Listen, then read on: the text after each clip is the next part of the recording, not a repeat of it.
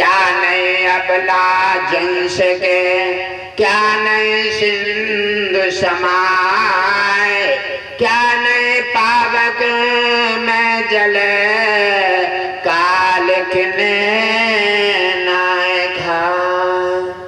क्या नहीं अबला जंश के, अबला कहते हैं विधवा से, अकेले होने की खातिर संतान को जन्म नहीं दे सकती। क्या नहीं अबला जंश के, क्या नहीं सिंध समाए, सिंध कहते हैं समुद्र से, जो भी वस्तु डालोगे डूब जाएगी, लेकिन तुम्हारा मन समुद्र में नहीं आएगा। अभी यहाँ पर है, अभी मथुरा वृंदावन अलग अलग विकारों में मन विकारित होता है तो तुम्हें विवश कर देता है। क्या नहीं अबला जंश के, क्या नहीं सिंध समाए, क्या नहीं पावक में जले। पावक कहते अग्नि, अग्नि में जो डालोगी वो सभी जल जाएगा। एक चीज नहीं जलेगी, तुम्हारी आत्मा। आत्मा परमात्मा, अग्नि और परमात्मा में कोई अंतर नहीं होता। क्या नहीं अबला जंश के, क्या नहीं सिंध समाए, क्या नहीं पावक में जले, और काल किने ना खाए। काल केवल नाम को नहीं खाता प्यारे, नाम किसी किसी बिरला ने कर पाया है। अपना पेट भरने के लिए, अहंकार का डेरा अपने मस्तक पर डालने के लिए, और नाना प्रकार से अपना पेट भरने के लिए, अपना छोटा मकान बनाने के लिए, छोटा पद पाने के लिए कोई बड़ी बात नहीं है, बड़ी बात नहीं है। अरे ये तो छोटी चीज है, जीव जंतु भी अपना पेट भर लेते हैं, ये तो कोई बड़ी बात नहीं है। अरे उनके विशाल हृदय देखो, जो अपना खाना भूल करके और साधु संतों के लिए पलक बिछा देते हैं, साधु संतों की सेवा में समर्पित हो जाते हैं, और रातों दिन भंडारे लुटाते हैं, अपना खाना अपने लिए छोड़ करके और साधु महापुरुषों की सेवा में लग जाते हैं। उन्हीं के नाम इतिहासों में जुड़ जाते हैं। आजकल क्या चाहिए, कभी एक ढेला खर्च ना हो, नाम बहुत बड़ा मिल जाए, बड़े फ्रंट पर नाम आ जाए। हाँ, वहाँ के वो हैं, कभी सेवा न करना पड़े, कभी एक ढेला खर्च ना हो, और कभी पानी में पाना जाना चाहिए, ये नहीं, और नाम सबसे आगे होना चाहिए। अरे ऐसे कैसे हो सकता है, ये तो तुम केवल भ्रमित हो सके हो, और आपने तो अपना जीवन कारागार गड्ढे में डाल दिया है। ये तो स्वाभाविक बात है, लेकिन आप दूसरे को नहीं डाल सकते। आप अपने जीवन पर अधिकार है, आप उसे नरक में डाल दें, आप उसे भिखारी बना दें, आप उसे दलाल बना दें, आप उसे छल कपट बना दें, और आप कुछ भी कर सकते हैं, आपके वश में है। लेकिन ये भी जादिन तुम्हें पता चलेगा, जादिन यमराज के हाथ में होगे, और जादिन किसी साधु संत की शिकार बन गए ना, उसके नजर में आ गए, तादिन दाल आटे का भाव सब पता चल जाएगा। इसलिए ऐसे ऐसे महान राजा बन चुके हैं जिन्होंने इतिहास कायम कर दिया है। भगवान विष्णु कोई ऐसे थोड़ी आ जाते हैं उनके परिवारों में। आप सोचते हैं, आप दिखावा से काम करना चाहते हैं, आप केवल दिखावा करके अपना नाम लाना चाहते हैं, ऐसा नहीं हो सकता।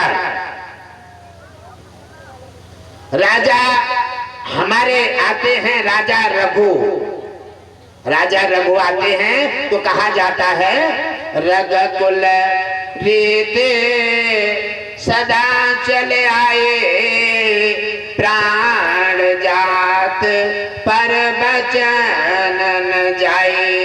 राजा रघु इतने धर्मात्मा राजा थे, और ऐसे धर्मात्मा राजाओं की कथाएं इतिहासों में सुनने वालों को आनंद आता है और कहने वालों को भी आनंद आता है। राजा रघु इतना धर्मात्मा राजा था, राजा रघु के एक से एक रानियां थी, राजा रघु के एक से एक रानियां थी।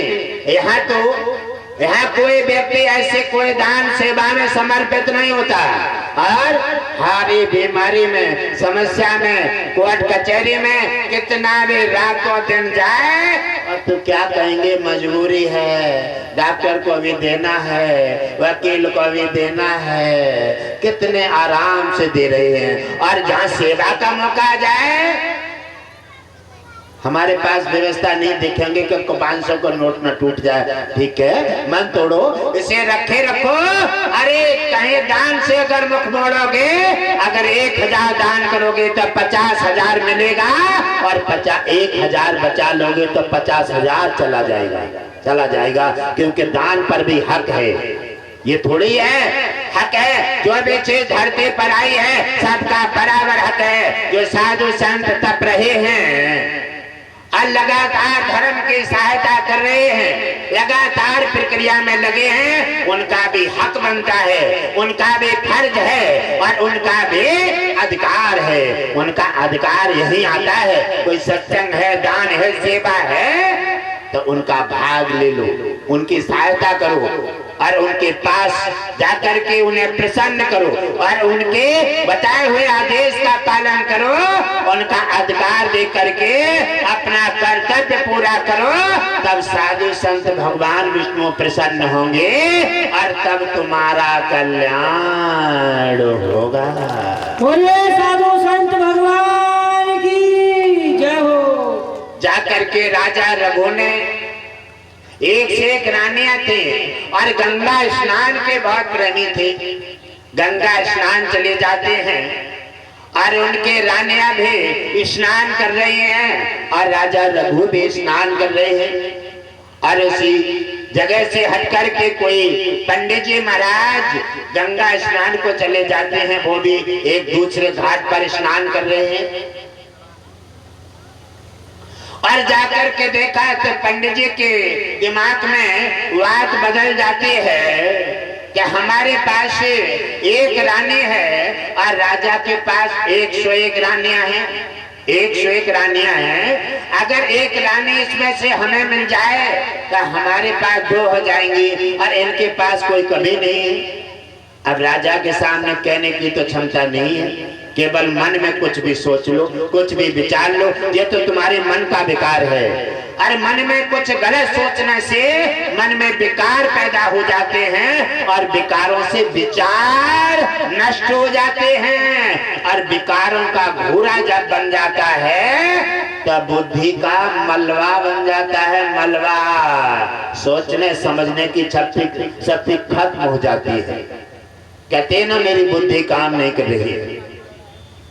जाकर के उन्होंने देखा, और सोचते हुए मन में उन्होंने कहा, और मन में विचार किया, और जाकर घर चले जाते हैं। और राजा रघु भी अपने रानियों को लेकर के अपने घर चले जाते हैं। उन्होंने जाकर के रानी रणमहल में पहुंचाई, अपने राज्य में पहुंचे, और जैसे ही राज्य की कुर्सी पर बैठते हैं वैसे मंत्री को बुलाया, और सेवक को बुलाया। सेवक से कहा, जाओ उन पंडित को बुला के लाओ।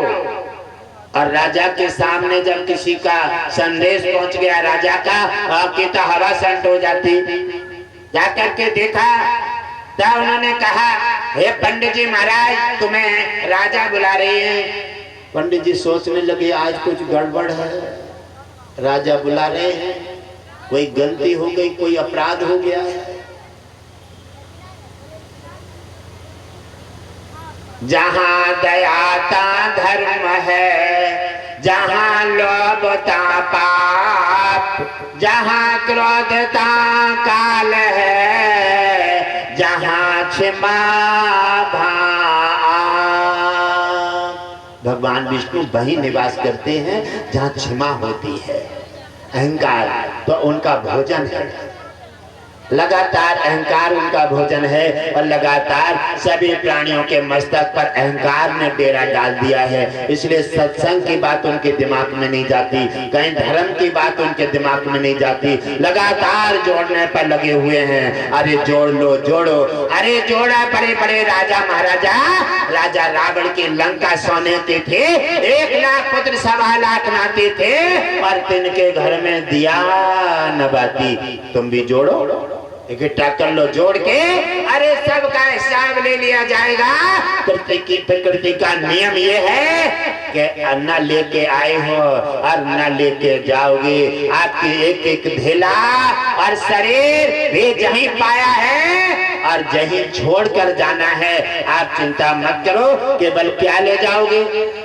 दान, भक्ति और सेवा। दान, भक्ति, सेवा जिसने अपने खाते में एडवांस कर ले वो आराम से वो यहाँ पे उसका सुख भोगेगा और वहां भी 7 जन्म तक वो भक्ति उसका दामन पकड़ के रहेगी, हर जगह मदद करेगी, हेल्प करेगी और वो 7 जन्म तक उस दान, भक्ति, सेवा के वृक्ष में आनंदित होता रहेगा और उसका कल्याण हो जाएगा। और जो निशाचर नाना प्रकार के अपराध करके और जो संपत्ति को जोड़ कर इकट्ठा करते हैं और तो अपराध की गठरी पाप के सिर पर बांध के ले जाएगा और न कोई साधेगा न सदवाएगा। अरे यमराज के जब चाकू और तलवार जब देखेगा ना तो छक्का छोड़ जाएगा, सोचेगा कोई मेरी पत्नी हो मुझे सहारा दे दे और मुझे कोई बचा दे। अरे पत्नी और बेटा सब यही तो पाए हैं, यही पाए हैं। अब तुम माया मोह में अंधे हो गए हो, बार बार सत्संग से ध्यान नहीं दे रहे हो। सत्संग में जो बातें बताई जाती हैं अरे सब तुमने अपना कर्तव्य निभाओ अपना हर जगह, लेकिन सत्संग भी कर्तव्य है, साधु संतों का मान भी कर्तव्य है, दान पुण्य सेवा भी कर्तव्य है। आप अपना कर्तव्य निभाओ, दान पुण्य सेवा में भाग लो और समय निकाल कर पूरे महीना काम करो। 4 दिन सत्संग के जरूर निकाल जिससे तुम्हारी समस्या हटती रहेंगी, बीमारी से बचते रहोगे, घर के कलह हटते रहेंगे, सद्बुद्धि और सदाचार बनेगा, आप उसमें प्रेम की सद्भावना बनेगी और आपका कल्याण होता रहेगा। श्री लक्ष्मी स्वामी सरकार की जय हो। और दान, भक्ति, सेवा समझ लो मेरे खाते में खत्म हो गई है। कब? मैं आपको जानकारी दे देता हूँ, आप समझ लीजिए। कहीं किसी पंडित से पूछने की जरूरत नहीं, किसी नौते से पूछने की जरूरत नहीं है, मैं आपको जानकारी दे देता हूँ। आप समझ लीजिए घर में से सुबह उठ करके लड़ाई शुरू हो जाए, हाथ पर 1000 रुपए पैदा करो, 50,000 का खर्चा आ जाए, समझ लो पुण्य खत्म हो गया है तुम्हारा, समझ लो खींचातानी पड़ रही है। एक को समझाया चलो एक लड़ पर हो, एक को समझाया चलो एक ने बाका मार दिया, दूसरा समझाया चलो नाराज होके भाग गया, तीसरे को समझाया चलो फंदा लगा लिया, चौथे को समझाया चलो उसने आग लगा ली। आप समझ लीजिए बर्बादी का समय निश्चित हो गया है, आपका पुण्य खत्म हो गया है और कोई नहीं बचा सकता। ये केवल पुण्य ही आपका साथ देगा और सत्संग ही ऐसा पर्व है कि आपको सारी समस्याओं से बचा करके आपको आजाद कर देगा और कोई साधन नहीं।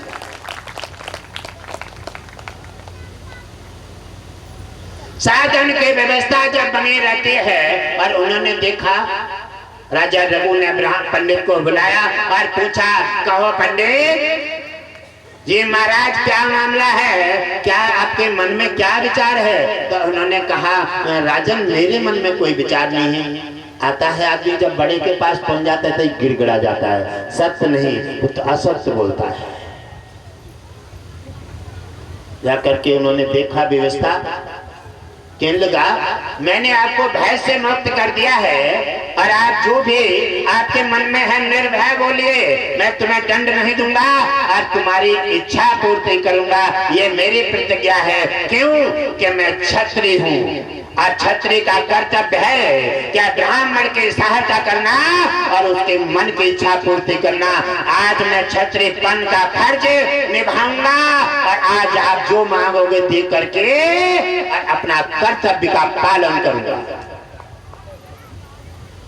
पंडित जी महाराज अपनी व्यवस्था से और उन्होंने सोचा कि ठीक है और कहने लगे एक रानी के मैंने ये मन में मेरे में विचार आया लेकिन मुझे चाहिए नहीं। राजा ने कहा ठीक है, मैंने आज प्रतिज्ञा करी है कि मैं आज तुम्हारी इच्छा पूर्ति करूंगा। और मंत्री से कहा और एक से एक रानियां सब बुला ली और रानियों की लाइन लगा देते हैं। और लाइन लगा दे और कहा क्यों लाइन इसलिए लगा दी उन्होंने क्या अगर एक रानी को बुला के दे देते हैं तो पंडित के दिमाग में खोट बनी रहेगी। क्या रानी उन्होंने एक खराब से छांट के हमें दे दी, लेकिन नहीं, आज राजा का निश्चय है क्योंकि दुनिया ने सब जहीं पाया है, जहीं छोड़ के जाना है, आज मुझे अपना कर्तव्य निभाना है।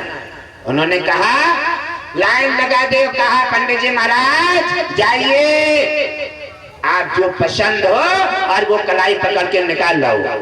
लाइन में जाते हैं, एक देखते हैं दूसरी और सुंदर लगते हैं और लाइन पार कर गई। लाइन पार कर जाते हैं और उन्होंने देखा क्या है पंडित जी, क्या सब पर ही आपकी व्यवस्था, आपका दिमाग नजर घूम गई है।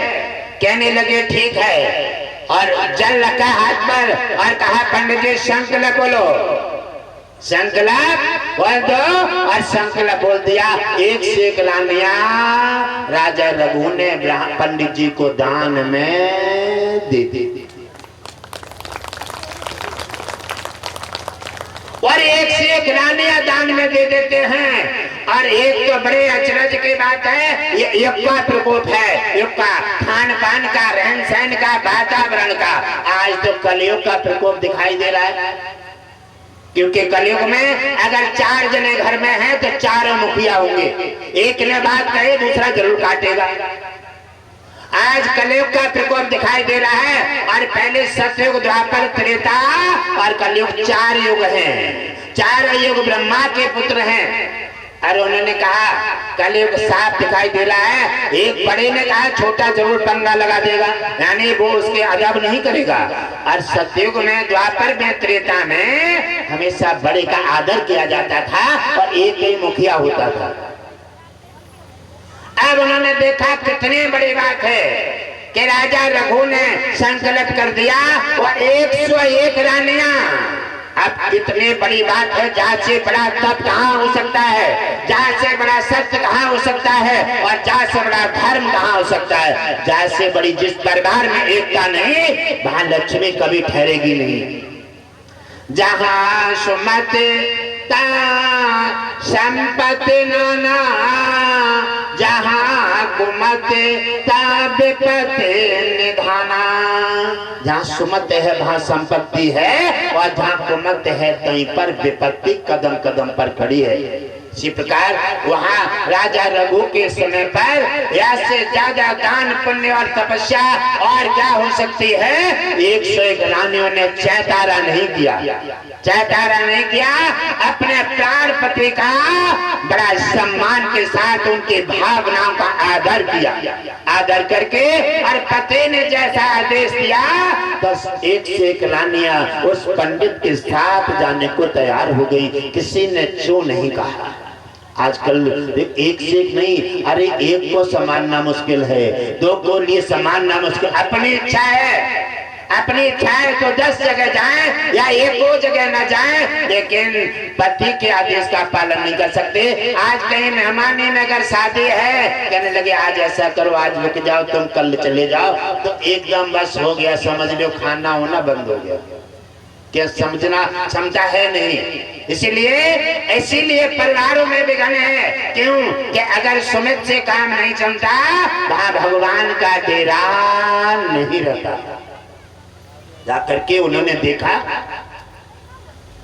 और जब पंडित जी रानियों को ले जाते हैं, अब पंडित जी के पास छोटा सा एक कमरा था। अब वहां 1 से 1 कैसे बैठा लेंगे। जाकर के पंडित जी ने उस समय तो कहते हैं बिना विचारे वो करे फिर पीछे पछताए, बोए दे पेड़ बबूल के आम कहाँ सीखा।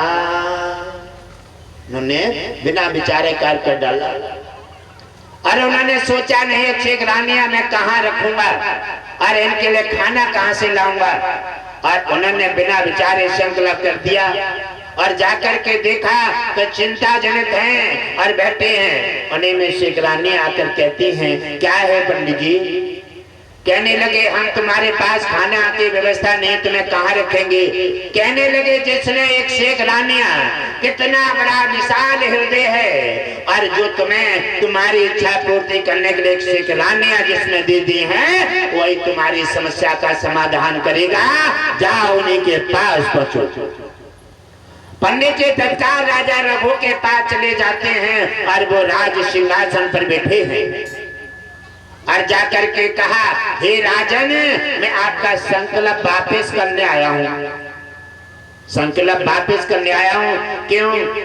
कि मेरे पास साधन नहीं है और रहने की जगह नहीं है, मैंने भूल कर दी, आप उसे क्षमा कर दीजिए और आप अपना संकल्प वापस करके रानियों को वापस ले लीजिए। लेकिन राजा रघु का ये सिद्धांत नहीं था, क्योंकि वो तो कहते हैं मोर बचन पर सकता फीका, भक्त बचन पत्थर के लिखा, अपना मान टल तो टल जाए, भक्तों का मान न टलते देखा। जो दूसरे के लिए जीवन जीते हैं और जो हमेशा दूसरे का मान करते हैं, दूसरे की अच्छाई को देखते हैं, वह हमेशा फलते फूलते हैं और भगवान विष्णु गुरुदेव की कृपा हमेशा बनी रहती है। और जो अपने लिए जीते हैं, अपने लिए खाते हैं, अपनी बुराई को भी भलाई में बदल देते हैं, उनको देख लो कि क्या होने वाला है। भगवान विष्णु उनके बड़ी बुरी हालत बना करके और धरती से नाम निशान मैट देते हैं। और जाकर उन्होंने जैसे राजा रघु ने देखा है और चाबी उठा करके उनके पास दे दी, जाओ आप रानियों को ले आओ और ये आज से राजपाट तुम्हारा हुआ। राजा रघु ने राज भी ब्राह्मण पंडित जी को दे करके और उन्हें तिलक कर दिया। जो राजा था और भिखारी बन गया और भिखारी था वो राजा बना दिया। ये है त्याग और ये है तपस्या। अब यहाँ के लोग क्या सोच रहे होंगे, क्या कहते होंगे कि ये तो ज्ञान राजा है, पागल है, रानी दान में क्यों दे दी, जाने राजपाट क्यों दे दिया। ये लगता ही है। अब देखो उसे क्या मिलेगा त्याग में। त्याग में क्या मिलता है? जो जहाँ त्याग देते हैं, दोनों हाथों से बखेरते हैं और बांटते रहते हैं, वो वहां पर और यहाँ दोनों जगह 7 जन्म तक सुख प्राप्त कर देते हैं और भगवान विष्णु के साथ इतिहासों में नाम दाखिल हो जाते हैं। उधर भगवान विष्णु ने अपना लक्ष्मी के सहित उनका त्याग देख रहे हैं राजा रघु का, और राजपाट दे दिए और राजपाट दे करके और अपना तपस्या को चले जाते हैं।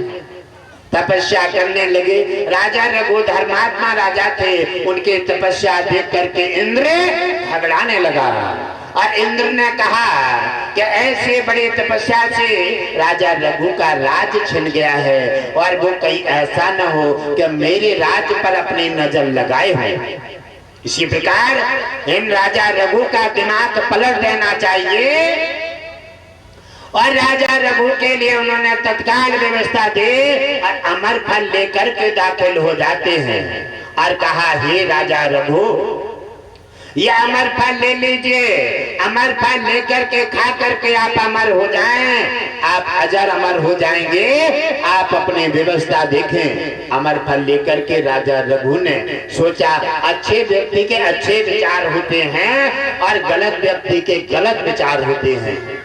ऐसे में तैसो मिले नीच में नीच और पानी में पानी मिले कीच में कीच। ऐसे में तैसो मिले हांजो होए और झूठा में साचो मिल जाए, तत्काल लड़ाई हो।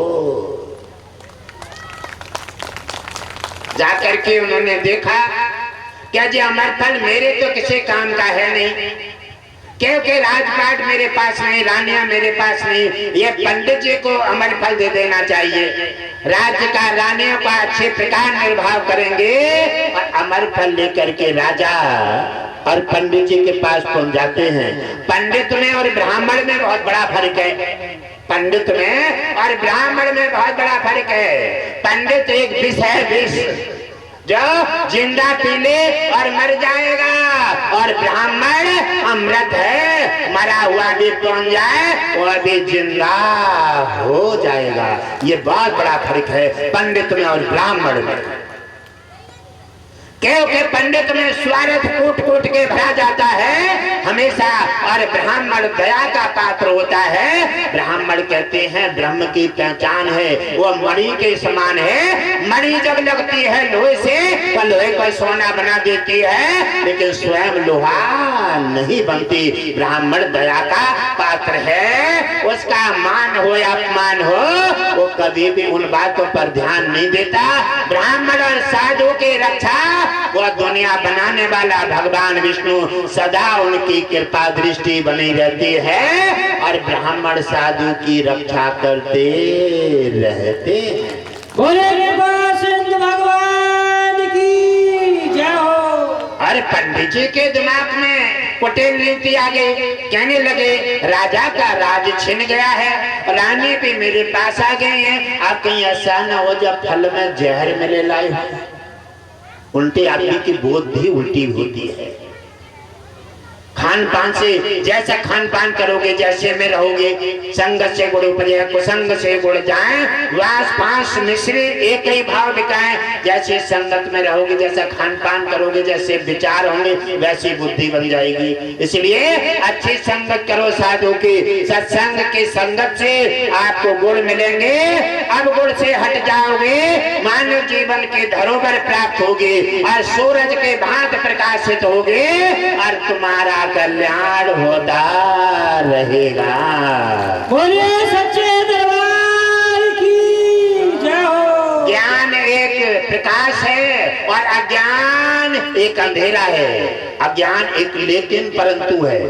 अज्ञान में लेकिन परंतु बहुत जल्दी आता है, और ज्ञान एक प्रकाश है। गुरुदेव ने कहा है ऐसा अवश्य होगा।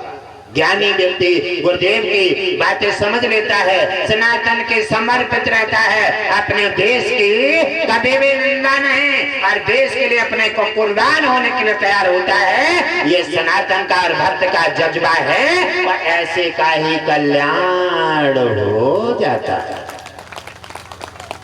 राजा रघु अमर फल लेकर के पहुंचते हैं, और पंडित जी के दिमाग में बात अलग आ जाती है। और फल तो ले लिया, लेकिन पीछे खाई में फेंक दिया। मैं नहीं खाऊंगा इसे, लगता है खतरा है। वाह कितनी अच्छी सोच है, जिसने अपनी इज्जत दे दी।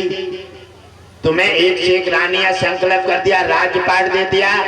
ये कहते हैं चांडाल बुद्धि। चांडाल बुद्धि लेने के बाद भी होशियारी दिखाता है, यानी अच्छाई बिल्कुल सामने वाले की भूल जाता है, और फल को फेंक देते हैं। और अमर फल से एक पेड़ तैयार हुआ और एक फल और आ गया, क्योंकि विष्णु लोक से जो वस्तु आती है उसका कभी पतन नहीं होता, उसका क्रोध का क्रोध बना रहता है। उधर वहीं पड़ोस में एक परिवार रहता था, उनमें आपस में झगड़ा हो गया। झगड़ा तो अधिकतर कलयुग में होते ही रहते हैं, जगह जगह भैया भैया में, पति पत्नी में, और बहन भैया में, पड़ोसी में झगड़े चलते ही रहते हैं। कोई किसी से संतुष्ट नहीं है, इसलिए कलयुग नहीं है, यह है कलह युग। कलह युग है, घर घर में कलह होगी। ये कलयुग नहीं है, ये कलह युग है। घर घर में कलह होगी, और जिस घर में कलह नहीं है, जिस घर में गुरुदेव की पूजा, जिस घर में भगवान विष्णु की पूजा, जिस घर में एकादशी व्रत, और जिस घर में 4 जने हैं एक ही सूत में हैं, अरे वो कलयुग नहीं, वहाँ सत्ययुग है। वहाँ भगवान विष्णु और गुरुदेव की छत्र छाया 24 घंटा बनी रहती है, और उस घर में मंगलाचार होता है, वही घर स्वर्ग है। और जिस घर में सुबह उठते ही छल कपट नाना प्रकार के दुराचार के भावनाएं, इधर उधर के खान पान गलत होते हैं, खैचा खांचे लगे रहते हैं और पी खा करके टाइम डब करते हैं। समझ लो कलयुग पूरी तरह से निवास कर रहा है। कलयुग ने कई जगह स्थान मांगे हैं राजा परीक्षित से। कई जगह उन्होंने कहा जहाँ मांस मदिरा दारू का सेवन होता हो, छोटे बड़े का मान मर्यादा न रहे, साधु संत सनातन और देश का आदर न हो, वहां पर मुझे बैठने को जगह दे दो। राजा परीक्षित ने कहा भाई तुम क्या करोगे? कहने लगे कि एक तो उनके खान पान उनके रहन सहन से उनके बुद्धि भ्रष्ट हो जाएंगे और रहे बच्चे मैं उनके बुद्धि भ्रष्ट करके और उनका सफाया कर दूंगा। मलबा खत्म हो जाएगा धरती से और भक्तों की स्थापना होगी और तभी सनातन का कल्याण होगा। बोलिए सत्य सनातन धर्म की जय हो। और उसी समय फल जो है वो डाल देते हैं, पेड़ जम जाता है, दूसरा फल आ जाता है और पत्नी में झगड़ा हो गया और देवी जी कहने लगी अब हमारे तुम्हारे पटे ना। झगड़ा होते होते बहुत दिन हो गए हैं। आज राजा के राज में बड़े विषैले फल हैं, आज खाए के और तुमसे आज फंदई काट देते। कहा रोज रोज लड़ाई और झगड़ा देखो। देवियां बहुत जल्दी सोच लेती हैं लेकिन ये न सोचती हैं जब तक टूटी ना है तब तक कुछ ना होने। ये आप ऐसा करोगे तो केवल बेइज्जती होगी, हंसी होगी और नाना प्रकार की बातें सुनने पड़ेंगी। घर में लड़ाई झगड़ा हो कभी भी ऐसा मत करना। नहीं, ये तुम्हें जीवन को समाप्त करने का, अग्नि लगाने का, जहर खाने का कोई अधिकार नहीं है, क्योंकि ईश्वर की धरोहर है। ईश्वर के समर्पित रहो, ईश्वर का ध्यान करो, दान पुण्य सेवा और घर की लक्ष्मी हो, भाई हिसाब से रहो, शांति का संतुलन बनाए रहो और किसी दिन भगवान विष्णु तुम्हारी सुन करके तुम्हारा अवश्य कल्याण कर देगा। बोलो लक्ष्मी नारायण भगवान की जय हो। क्योंकि अगर तुम्हें शांति नहीं है तुम तो अभिहार चाहते हो, भगवान अभिहार कर आए, अभिहार मेरे संकट को निवारण कर दे, अभिहार चतुर्भुजी रूप में आ जाए, ऐसा तो होने वालों ना है। क्यों ना है? कि जब तक तुम्हारी भक्ति पकेगी ना, जब तक तुम्हारी हर जगह ताली बजेगी ना, जब तक तुम हर जगह से बेदखल नहीं हो जाओगे। वो कहता है अरे पगले कमिंताओं में जब तुझे दुनिया से नजारा तेरा टूट जाएगा, भरोसा खत्म हो जाएगा, दुनिया तुम्हें मलबा की तरह फेंक देगी। जहाँ जाएंगे भाई नजर घुमा लेगा, जहाँ जाओगे भाई तुम्हारी निंदा करेगा। जब तेरी सब तरफ से निंदा होगी फिर तू केवल मुझे देखेगा।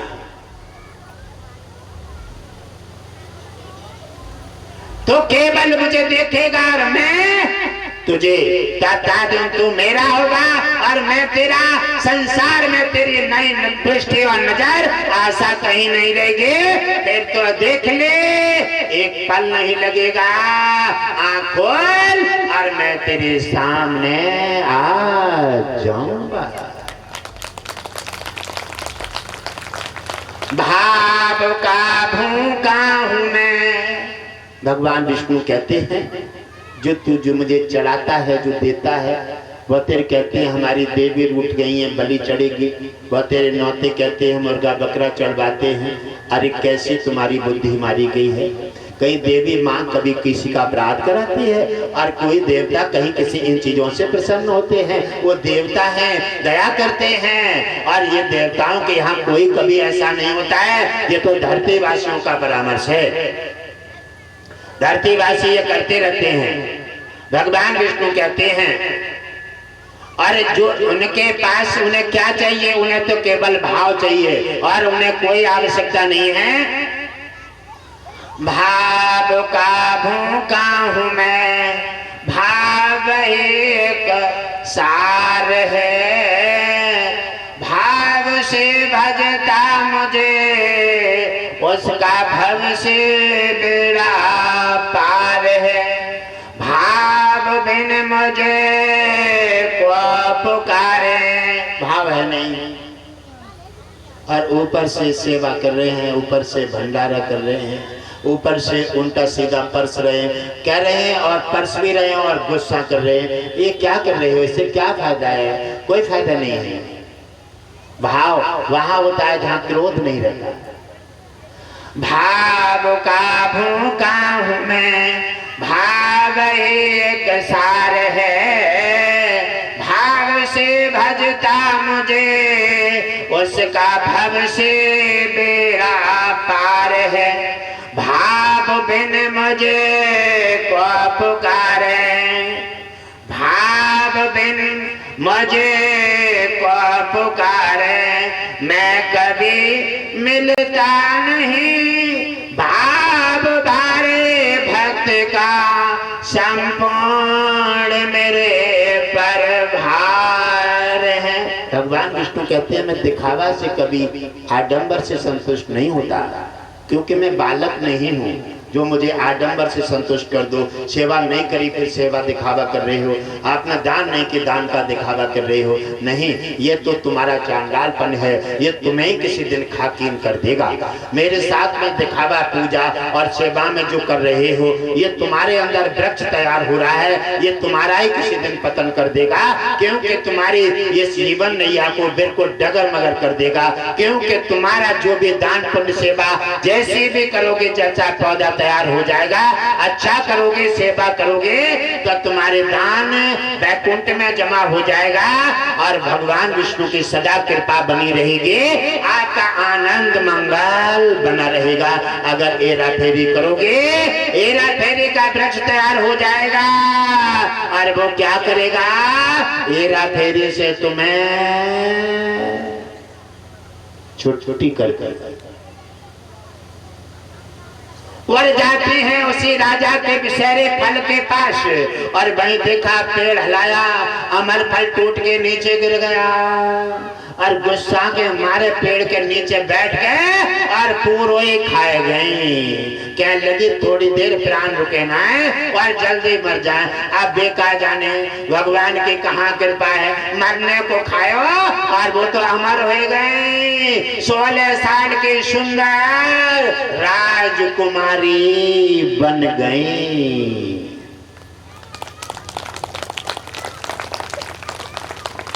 जब राजकुमारी बन गई 16 साल के, अब वो अपनी तरफ देखते हैं, बोले ये क्या हुआ? अरे मैंने तो मरने के लिए खाया और मैं तो 16 साल की राजकुमारी सुंदर बन गई, मेरे समान सुंदरता में कोई है ही नहीं।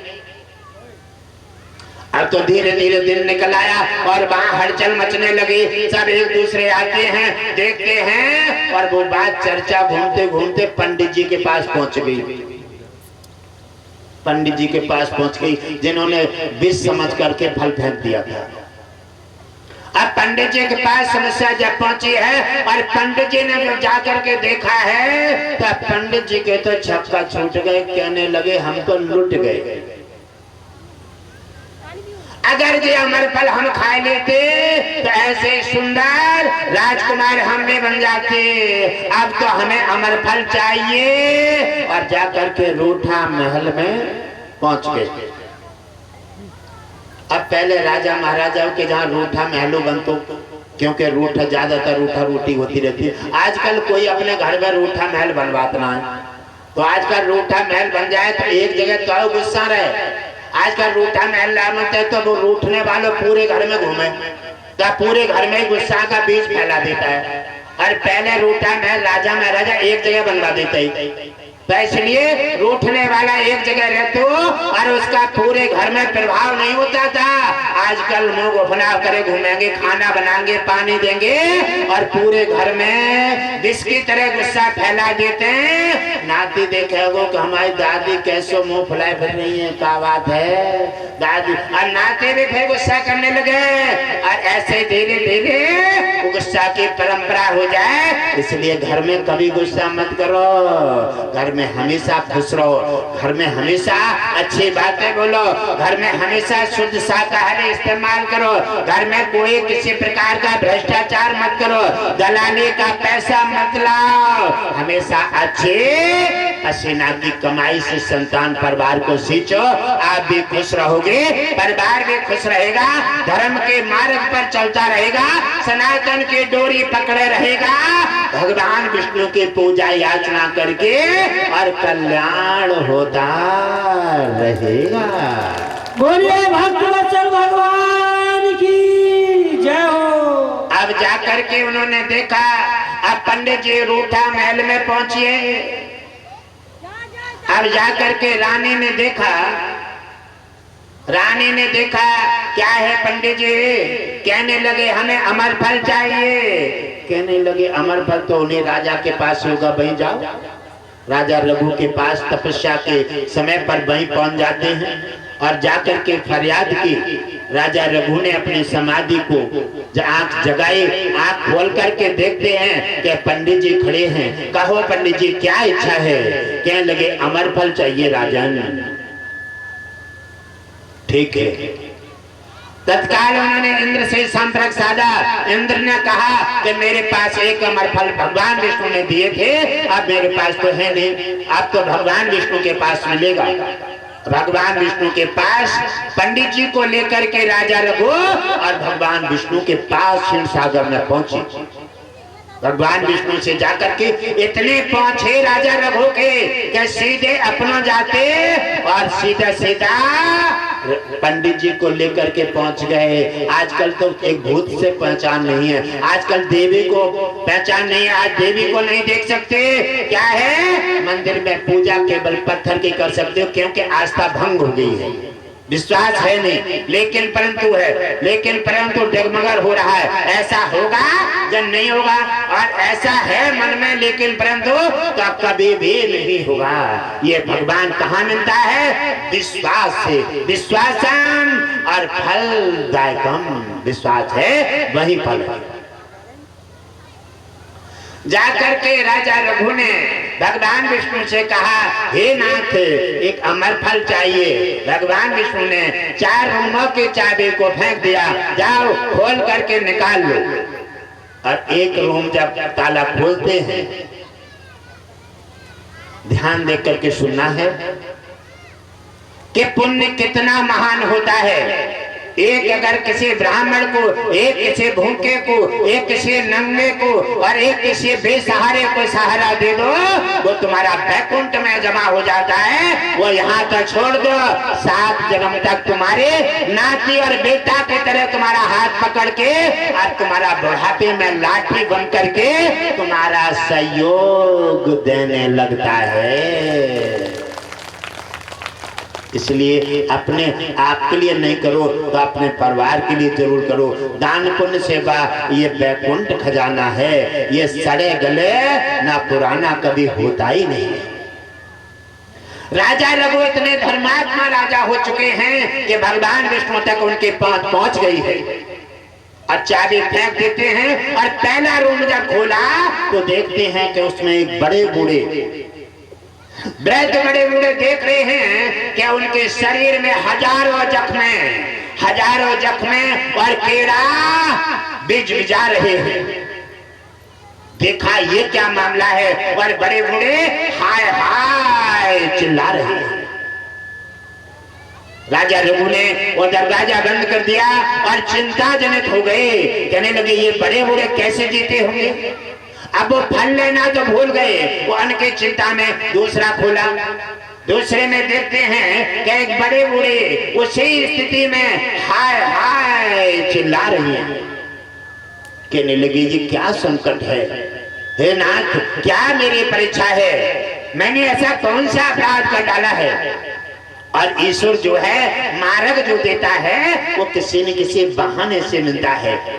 गुरु जी के पास जितने भक्त मिलते हैं तो कोई बीमारी के सहारे मिल जाता है, कोई हवा व्याधा के सहारे मिल जाता है, कोई किसी लड़ाई झगड़ा के सहारे मिल जाता है, कोई कोर्ट कचहरी के सहारे मिल जाता है, कोई किसी न किसी बहाने मिलने के लिए भगवान विष्णु बहाना दे करके और मिलाकर उसका कल्याण कर देते हैं। जाकर के दूसरा रूम खोलते हैं, बंद कर देते हैं, और तीसरा खोला उसमें देखते हैं कि उनके पत्नी जो थी 101 जो उन्होंने पंडित जी को दान में दे दी हैं और राजपाट है वो उसमें इंतजार कर रहा है। ये रानियां तो मैंने दान में दे दी हैं धरती पर और राजपाट तो पंडित के अंडर में है, ये यहाँ कैसे हैं? ये मतलब है कि आप जो दान करते हैं इसके फोटो कॉपी यहाँ रह जाती है और ओरिजिनल जाकर के बैकुंठ में जमा हो जाता है। जाकर के बैकुंठ में भगवान विष्णु के पास और रानियां और राजपाट उनका असली जमा है और यहाँ फोटो कॉपी पंडित जी के पास है। वो भी दरवाजा बंद कर दिया, चौथा खोला, चौथे में अमर फल पाए जाते हैं और अमर फल लेकर के और जैसे पंडित जी को दिया, पंडित जी को क्या चाहिए? अमर फल, क्योंकि स्वार्थ की चीज तो स्वार्थ में है। पंडित जी को अमर फल मिल गया और फिर पंडित जी ने नहीं देखा कि इनके कीड़ा है कौन रो रहा है, अमर फल लेकर के धरती पर आ जाते हैं, अमर फल खा करके वो अमर हो जाते हैं। और पंडित जी अपने उसी राजपाट में फोटो कॉपी में मगन हैं और उधर राजा रघु नहीं आए। धर्मात्मा राजा कहीं देखता है किसी के दुख में दुखी हो जाता है और धर्मात्मा व्यक्ति देखता है कि हमारे क्षेत्र में साधु संत पधारे हैं तो हमें उनके पास जाकर के थोड़ा मौका देना चाहिए और उनके पास जाकर के हमें कुछ न कुछ पूछना चाहिए, सहायता करना चाहिए। ऐसे तैसे 4 दिन के लिए हम तुम्हारे यहाँ ऐसे तैसे आ गए हैं, कहाँ से भक्त पधारते हैं। अगर आप जो है सही व्यवहार नहीं करोगे, आकर के सत्संग नहीं सुनोगे, सही तरह से विचार नहीं करोगे, हम क्षेत्र का क्या कहेंगे? क्या कहेंगे? कैसे कैसे लोग हैं, कैसे कैसे हैं। आप अच्छे व्यवहार करेंगे, आप घेर के बैठेंगे, सत्संग सुनेंगे, आनंद मंगल करेंगे, हर तरह से अपने अपने फर्ज निभाएंगे, हर जगह हम आपस में चर्चा करेंगे और भगवान विष्णु से जब हमारी मीटिंग होगी तब हम आपके ये अच्छापन भगवान विष्णु के पास दाखिल करेंगे और फिर भगवान विष्णु से कृपा कराने की कोशिश अवश्य कर देंगे। इससे तुम्हारा सबका कल्याण होगा। गुरुदेव लक्ष्मी नारायण सभा में सरकार की जय हो। और अगर सत्संग में नहीं आओगे और अगर व्यवहार अच्छे नहीं रखोगे, अगर बेरुखे रहोगे तो हम तो अब 2 दिन और रह गए, हम तो चले ही जाएंगे। हमारा तो हम तो उड़ने पक्षी हैं, आज जहाँ है कल वहाँ है, कल वहाँ है कल वहाँ है। हम तो उड़ने पक्षी हैं, 2 दिन बाद चले जाएंगे, लेकिन हम क्या कहेंगे? और जब तक संत का हृदय प्रसन्न नहीं होता तब तक आप पूजा पाठ कितना भी कर लो तब तक भगवान से कुछ नहीं मिलेगा। क्योंकि साधु तुम्हारी एक डोरी है, जैसे बिना रस्सी के पानी नहीं भर सकते, ऐसे बिना गुरु के भगवान से कुछ नहीं ले सकते। इसलिए साधु संत का सत्संग सुनने में सहयोग करे। यात्री जो आ रहे हैं सबको अपना परिवार समझें और भाव के साथ सेवा करें, तुम्हारा सबका कल्याण होगा। बोले संत भगवान की जय हो। और जाकर के भगवान विष्णु के पैर पकड़ लिए और क्या रोने लगे, आंखों में आंसू भर आए। भगवान विष्णु लक्ष्मी ने देखा, अरे क्या बात है राजन। कहने लगे नाथ ये बताओ ये बड़े बूढ़े कौन हैं जिनके हजारों जख्म शरीर में हैं और हाय हाय चिल्ला रहे हैं, मेरी तो नींद भाग गई है। हे नाथ कृपा कर दीजिए, आप अवश्य बता दीजिए। और रो करके और भगवान विष्णु के पैर पकड़ लिए। भगवान विष्णु ने उनको उठा करके हृदय से लगा दिया। धन्य है भाग्य उनकी जो भगवान विष्णु उनके आंसू पोंछ रहे हैं और आप भगवान विष्णु के दर्शनों को तरस रहे हैं। क्या अंतर क्या है? क्या वो भगवान भक्त से ही अपना परामर्श लेते हैं, आप भक्त बन ही नहीं पाते। आप जरा से बढ़ते तो अहंकार आ जाता है। जरा सी सेवा करते तो अहंकार आ जाता है, जरा सा एक गिलास पानी किसी को पिला दिया अहंकार आ गया।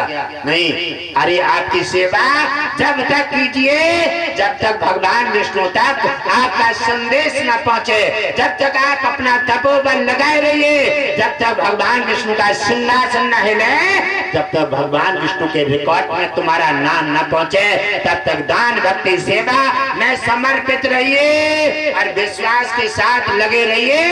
आपकी सेवा, आपका भक्ति, आपका दान कभी विफल नहीं जाएगा।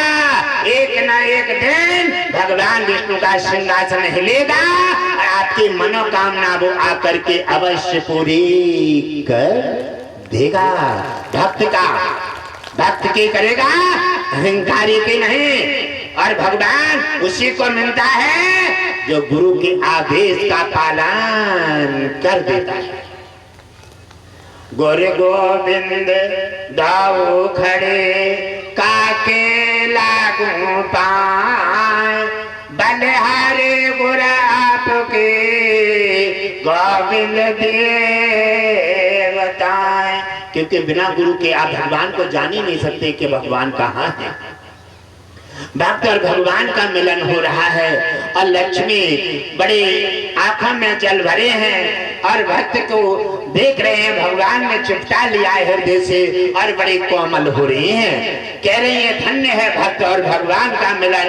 ऐसे ऐसे महापुरुष राजा धरती पर मौजूद हैं जिन्होंने भगवान को भी रुला दिया है। वो उनके आंसू पहुंच रहे हैं और उनको अपने हृदय से चिपटा लिया है। और लक्ष्मी बार बार अपनी आंखों में जल भर के और बार बार पुलकित हो रही है।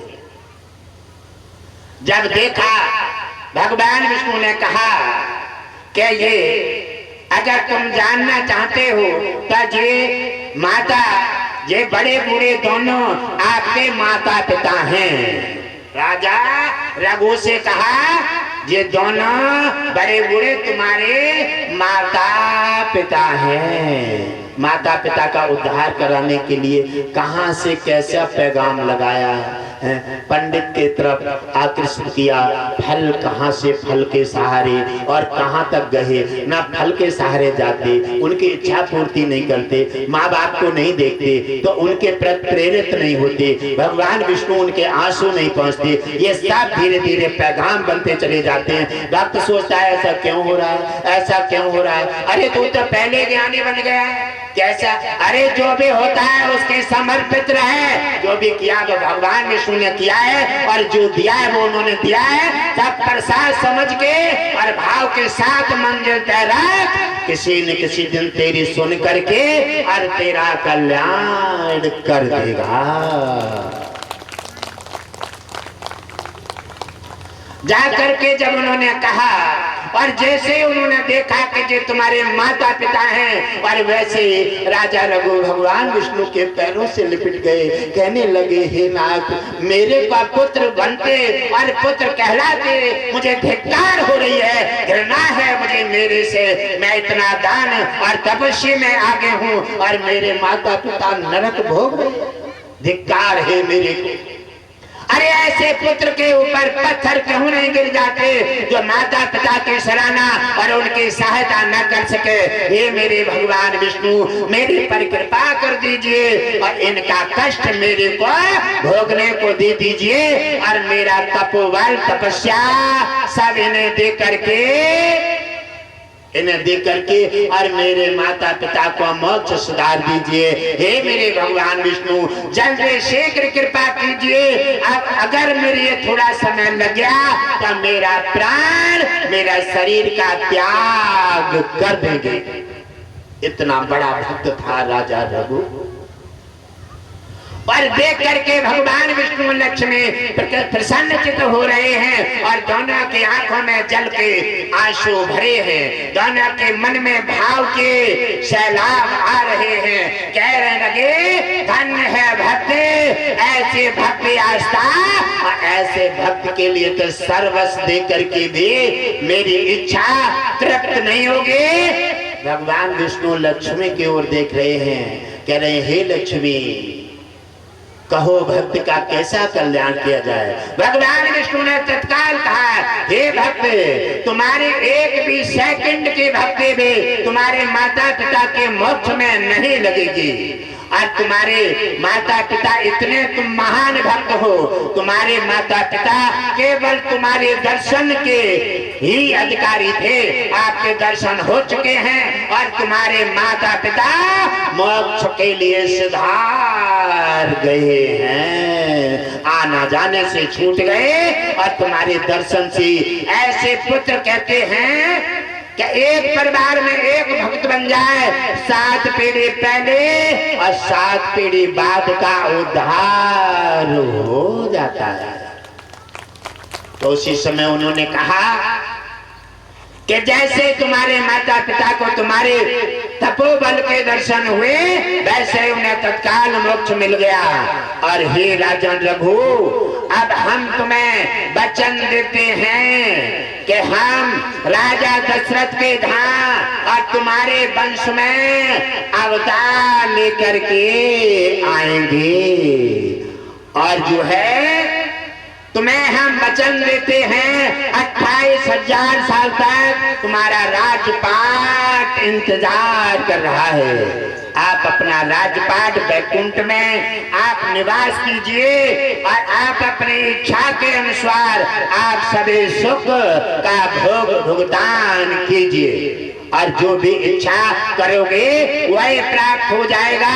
हे राजा रघु, तुम्हारा नाम हमारे साथ जुड़ेगा और हम तुम्हारे वंश में अवतार लेकर के आएंगे और इतिहास में तुम्हें अपने साथ जोड़ करके जब तक पृथ्वी आकाश रहेगा तब तक नाम तुम्हारा अजर अमर बना रहेगा। बोले भक्तवत्सल भगवान की जय हो। राजा रघु ने अपनी रानियों के पास राजपाट में बैकुंठ में जाकर के और उन्हें रानी और राजपाट को फिर से ग्रहण किया। भगवान विष्णु ने उन्हें सुनहरा अवसर दे करके अपनी भक्ति से उन्हें नाना प्रकार से सराबोर कर दिया। भगवान विष्णु ने कहा कि हम हमेशा तुम्हारी इस भक्ति की सराहना करेंगे और तुम जैसे भक्त का हमेशा हम आदर करते रहेंगे और आकर के हम तुम्हारे वंश में अवतार लेकर के आएंगे और तब तक तुम बैकुंठ में आनंद और सुख भोगो, तुम्हारा कल्याण हो। राजा रघु अपने रानी और उसी समय जो दान कर देते हैं और जो छोटे बात नहीं सोचते वहां जा करके राजा रघु ने भगवान विष्णु का सम्मान पाया और राजपाट जो दान दिया वो भी वापिस पा लिया। और उसी समय कहते हैं रघुकुल रीते सदा चल आए, प्राण जात पर वचन न जाए। ऐसे राजा रघु धर्मात्मा थे जिन्होंने दान पुण्य करके ऐसा बलचुष्य निभा लिया। भगवान विष्णु को अपनी भक्ति और दान के बल पर उन्हें प्रसन्न चित्त किया और उन्होंने अपने माता पिता को मोक्ष सुधार दिया, बैकुंठ पहुंचा दिया और क्षीर सागर में बैकुंठ में जाकर के और अपना राजपाट अपनी रानियां भगवान विष्णु के माध्यम से वापस पा करके और भगवान विष्णु के हृदय में निवास करने लगे। ऐसे हैं राजा रघु। और आजकल के व्यक्ति दान पुण्य सेवा कुछ करना नहीं चाहते और जो अपना दान पुण्य सेवा भाव और श्रद्धा के साथ करता है वो धरती के ऊंच नीच पर ध्यान नहीं देता, वो भगवान की तरफ ध्यान देता है। भगवान उसके हो जाते हैं, वो भगवान का हो जाता है और उसी का कल्याण हो जाता है।